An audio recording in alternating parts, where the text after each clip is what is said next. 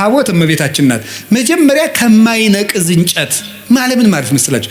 ከማይነቅዝ ነቀዝ መብላት ማለት ምን ማለት ነው? መቆንቆን መንቀዝ ምንድነው? እርግማን ኃጢአት ማለት ነው። ከማይነቅዝ እንጨት ታቦቱን ስራው አለ።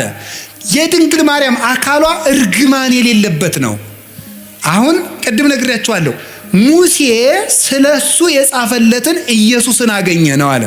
ሙሴ ስለሱ የጻፈለትን ካለ ሙሴ በኦሪት ዘጸአት ኢየሱስ ክርስቶስ አማኑኤል የሚል ስም ተናግሯል? አልተናገረም። ታዲያ ምንድነው የተናገራቸው ነገሮች ሁሉ ለማን የተናገሩ ናቸው?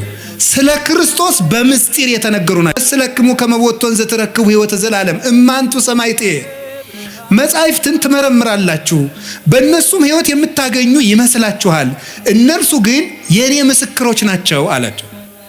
ዮሐንስ ወንጌል ምዕራፍ 5 ቁጥር 44 ላይ እንዲህ አላቸው፣ ሶበሰ አመንክምዎ ለሙሴ እማመንክሙኒ ኪያየኒ።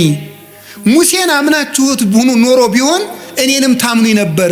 እስመ ውእቱ ጸሐፈ በእንቲአየ እሱ ስለኔ ጽፏልና አለ።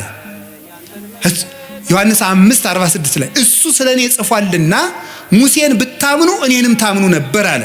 እንግዲህ በሙሴ የተጻፈው ጽሑፍ ሁሉ ለክርስቶስ ቀጠሮ ነበር ማለት ነው።